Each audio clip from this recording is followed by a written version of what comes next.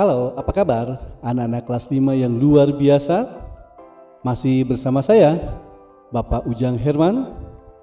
Kali ini Bapak akan menyampaikan materi pembelajaran tematik, yaitu tema 2, subtema 2, pembelajaran 4. Jika kalian sudah siap, siapkan buku tematiknya tema 2. Dan jangan lupa, sebelum melakukan kegiatan pembelajaran, marilah kita berdoa menurut agama dan kepercayaan masing-masing.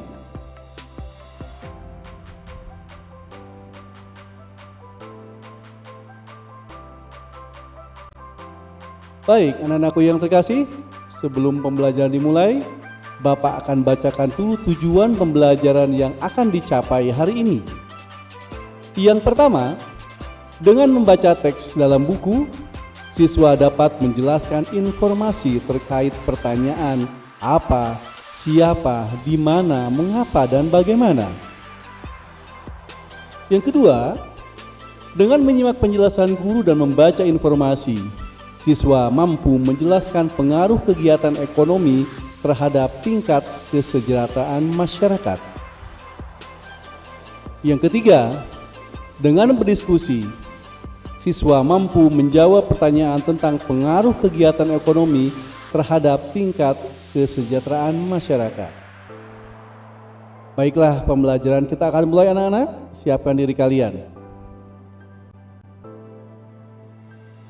Kita akan baca cerita pendek yang berjudul Tanggung Jawab Ade oleh Gusti Nur. Sebenarnya Ade tahu dan mengerti setiap hari Kak Nina selalu membantu ibu menyiapkan makanan untuk dijual. Mengantarkan ke warung-warung dengan mengendarai sepeda sebelum ke sekolah. Ade juga tahu Kak Nina sering terlambat tiba di sekolah karenanya. Tetapi anehnya, Kak Nina tidak pernah tertinggal pelajarannya. Kak Nina di rumah selalu mengulang pelajaran yang diberikan di sekolah. Dan rasa-rasanya Kak Nina adalah orang yang paling baik di rumah ini. Dan Ade tidak pernah merasa iri bila Kak Nina dibelikan sesuatu sedang dia sendiri tidak. Tetapi sekarang ini, pagi hari ini Ade bersungut-sungut. Kak Nina sakit, berarti tidak berangkat ke sekolah dan tidak ada yang mengantar dagangan ke warung-warung. Ibu sudah lama tidak bisa pergi kemana-mana karena mudah sakit kepala. Satu-satunya yang bisa diharapkan adalah Ade. Apa Ade tidak ingin membantu ibu sekali ini saja? Sekali lagi kakakmu sakit deh, ibu berkata dengan penuh harap. Ade hari ini ada ulangan bu, harus berangkat lebih awal. Semalam tidak sempat banyak belajar, jawab Ade sambil menyiapkan buku-bukunya. Wajahnya tampak cemberut. Ibu menarik nafas panjang mendengar alasan yang diberikan Ade. Kalau sudah demikian, mau apa lagi? Biarlah saya sendiri saja bu, rasanya kepala sudah tidak pening lagi, seru Kak Nina dari dalam kamar. Mendengar suara Kak Nina, ibu lalu meninggalkan Ade yang masih berwajah cemberut. Betul kau sehat nak? Ibu khawatir nanti malah tambah sakitmu, kata ibu. Kak Nina bangkit perlahan dari tempat tidurnya lalu pergi ke kamar mandi. Ibu hanya mengawasi dari belakang sambil menggendong adiknya yang masih bayi. Kenapa tidak kau bilang dari tadi kalau badanmu tidak sehat, Nin? Kalau saja kau bilang selagi bapak belum berangkat, pasti bapakmu mengantarkan kue-kue dagangan ini, bisik ibu. Baru terasa setelah saya mandi tadi bu, mulanya tak apa-apa. Mungkin sebentar juga sembuh bu, jawab Nina sambil terus berpakaian. Ade berangkat tergesa-gesa, ada ulangan, begitu alasan yang disampaikan untuk menolak tugas yang biasa dilakukan Kak Nina. Padahal ia tidak langsung menuju ke sekolah karena di sekolah pada waktu sepagi itu masih sepi. Bahkan mungkin gerbangnya belum dibuka. Dan sebenarnya pula tidak ada ulangan. Ade sengaja menolak tugas itu karena malu. Ia tidak mau teman-temannya melihatnya naik sepeda sambil membawa keranjang kue-kue. Ia tidak mau dikata-katai teman-teman seperti yang dialami Alif yang mengantarkan koran setiap pagi itu. Hari masih benar, hari masih pagi benar. Ade tidak tahu akan kemana tujuannya pada pagi itu. Apakah akan mampir ke rumah Tina atau Ninu? Lebih baik ke rumah Yova saja. Biasanya anak itu sudah siap-siap pagi-pagi. Aku bisa meluangkan waktu menunggu siang di rumahnya, pikir Ade. Tiba di rumah Yova, Ade ternyata harus menunggu lama sekali. Yova masih berjalan-jalan bersama adiknya yang masih kecil. Mama Yova sedang menata meja makan untuk sarapan papanya. Kakak Yova sedang mengepel lantai. Papa Yova sedang mencuci mobil. Biichi sedang membantu mempersiapkan makanan di dapur. Dan Ade merasa jengah menunggu di teras. Tunggu sebentar deh, Yova cuma mengajak jalan-jalan Vina menghirup embun pagi. Tak lama lagi dia pasti kembali, dia juga sudah siap-siap akan berangkat, kata Papa Yova mencoba menenteramkan kegundahan Ade yang sedang menunggu itu. Tetapi yang dikatakan oleh Papa Yova itu ternyata lama sekali bagi Ade. Jam dinding di rumah Yova menunjukkan pukul 6 lebih 10 menit. Jarumnya bergerak perlahan. Ade semakin merasa tidak enak duduk di kursi teras. Tak lama kemudian, Biichi mengantarkan secangkir teh manis dengan ubi goreng. Silahkan diminum, Neng Ade, Biichi menawarkan. Saya mau berangkat dulu, Bi, jawabnya kepada Biichi. Lalu kepada Papa Yoga dia pamitan sambil bergegas pergi. Terima kasih Om, saya mau berangkat saja dulu. Mau mampir ke rumah Ninu Om. Dia tiba-tiba gugup. Papa Yova keheranan. Demikian pula Biichi. Mereka heran melihat Ade tiba-tiba pergi dan melangkah lebar-lebar meninggalkan rumah itu. Semua orang sibuk, semuanya bekerja, semuanya tanpa kecuali. Kak Nina juga, padahal Kak Nina sedang sakit. Karena tanggung jawabnya sebagai anak tertua dan juga karena rasa sayangnya kepada keluarga, Kak Nina berpayah-payah pergi mengantarkan kue. Padahal Kak Nina sakit. Bagaimana kalau sakitnya bertambah parah? Bagaimana kalau Kak Nina jatuh dari sepeda karena kepalanya pening? Bagaimana kalau sampai Ade seperti ingin menangis selama perjalanan menuju ke sekolah. Hatinya begitu gundah. Ia tak jadi lagi ke rumah Ninu. Sekolah masih sepi, baru beberapa anak saja yang datang. Selama pelajaran berlangsung, Ade tidak bisa memusatkan perhatiannya pada pelajaran. Beberapa kali ditegur Pak Adi karena melamun. Ia ingin segera pulang, ingin segera menjenguk Kak Nina. Mungkin Kak Nina tambah parah sakitnya. Mungkin Kak Nina jatuh dari sepeda karena kepalanya pening, lalu ada kendaraan yang menabraknya. Hap! Kok sakit Ade? Tiba-tiba terdengar teguran Pak Adi. Ade gelagapan. Rupanya tadi ia melamun selama Pak Adi menerangkan. Pak Adi lalu menghampirinya, meraba keningnya. Ade jadi terharu. Kepalamu hangat, pulang saja ya, nanti bertambah parah, kata Pak Adi. Ade menurut, ia bergegas meninggalkan sekolah. Ade berjalan dengan setengah berlari agar secepat mungkin bisa tiba di rumah melihat Kak Nina. Dengan tergopoh-gopoh ia memasuki rumah. Ibu Mema sampai keheranan melihat sikapnya. Langsung menuju ke kamar Kak Nina dan Kak Nina terbaring di pembaringannya. Ade seperti ingin menubruk kakaknya yang sedang terbaring itu. Kak Nina jadi terheran-heran dibuatnya. Ada apa Dek? Kenapa kok tiba-tiba begini? Tanya Kak Nina. Maafkan aku Kak, sebenarnya aku tidak ada ulangan. Aku cuma malu mengantarkan kue-kue itu. Ade langsung saja menangis. Suaranya jadi tidak jelas terdengar. Sudahlah, jangan menangis. Yang penting kau sudah menyadari kesalahanmu dan tak akan mengulanginya lagi. Untuk kali ini tak apa-apa. Kakak memaafkanku Dek. Lembut suara Kak Nina menyejukkan hati Ade, mengobati rasa sesalnya agar tidak berkepanjangan. Dan keesokan harinya Kak Nina masih sakit. Ade benar-benar melaksanakan apa yang dijanjikannya kepada kakaknya.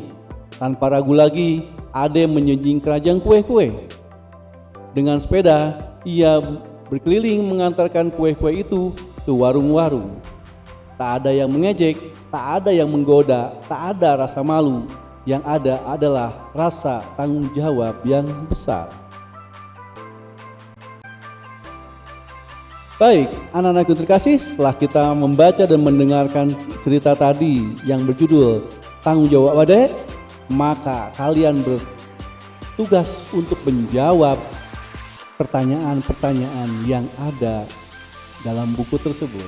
Yang pertama adalah pertanyaannya, siapakah tokoh cerpen Tanggung Jawab Ade? Yang kedua, berapa anggota keluarga Ade? Yang ketiga, siapa yang biasa mengantarkan kue setiap pagi ke warung-warung? Yang keempat, apa yang terjadi pada Kak Nina? Yang kelima, bagaimana Ade menolak permintaan itu untuk menggantikan tugas Kak Nina? Yang keenam, mengapa Ade tidak mau menggantikan tugas Kak Nina? Ketujuh, di mana Ade menunggu sebelum berangkat ke sekolah? Kedelapan, mengapa Ade merasa gundah saat berlangsung pelajaran di sekolah? 9, apa yang dilakukan Ade setiba di rumah kembali? Dan 10, apa yang dikatakan Kak Nina kepada Ade? Pertanyaan-pertanyaan tersebut harus kalian jawab sesuai dengan bacaan, yaitu cerpen Tanggung Jawab Ade.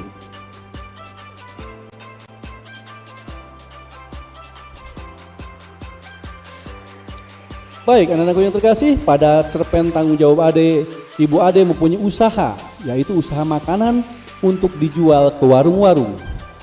Dari usaha makanan itu tentunya ibu akan mendapatkan suatu keuntungan. Nah, keuntungan inilah yang akan menjadi tambahan penghasilan bagi keluarga Ade. Usaha yang dilakukan ibu tersebut merupakan contoh kegiatan ekonomi yang diharapkan dapat meningkatkan kesejahteraan keluarga Ade. Baik, anak-anakku yang terkasih, berikutnya kita akan bahas pengaruh kegiatan ekonomi terhadap kesejahteraan masyarakat. Dalam kehidupan sehari-hari, kita tidak lepas dari kegiatan ekonomi. Apa sajakah kegiatan ekonomi yang dilakukan sehari-hari? Kegiatan ekonomi meliputi kegiatan produksi, distribusi, dan konsumsi. Nah, ketiga kegiatan ini saling berkaitan satu sama lain. Satu kegiatan ekonomi terhambat, maka akan terganggu kegiatan ekonomi lainnya. Marilah kita bahas satu persatu, apa itu produksi, distribusi, dan konsumsi. Apa itu produksi? Kalian amati kegiatan ekonomi perajin gerabah.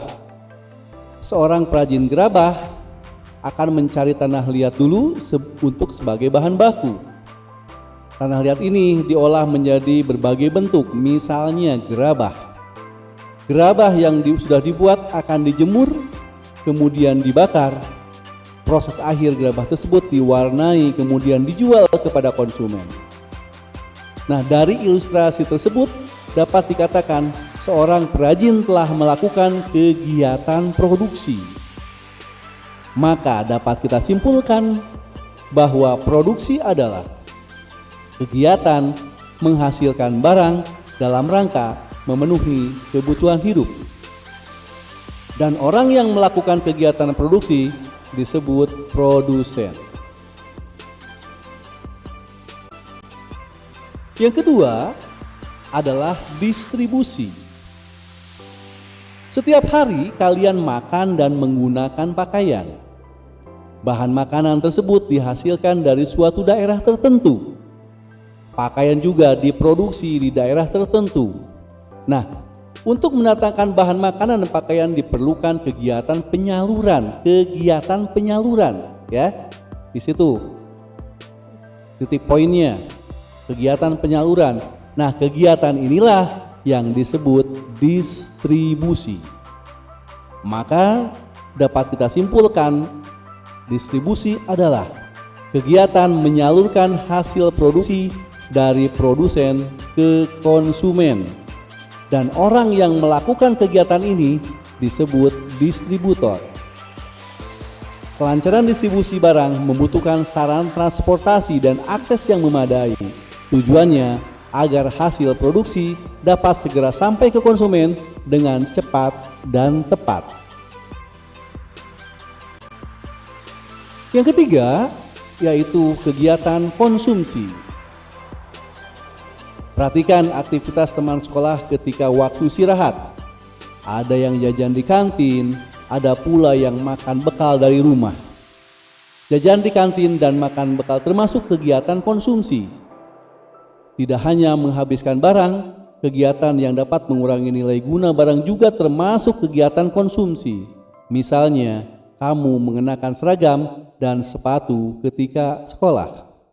Maka dapat disimpulkan bahwa konsumsi adalah kegiatan menghabiskan atau mengurangi nilai guna barang dan jasa untuk memenuhi kebutuhan hidup. Dan orang yang melakukan kegiatan konsumsi disebut konsumen. Untuk mengkonsumsi barang atau jasa, masyarakat mengeluarkan pengorbanan tertentu. Pengorbanan dapat berupa uang atau waktu. Dengan mengkonsumsi barang atau jasa, masyarakat berusaha memperoleh kepuasan optimal. Ini dilakukan untuk mencapai taraf hidup sejahtera.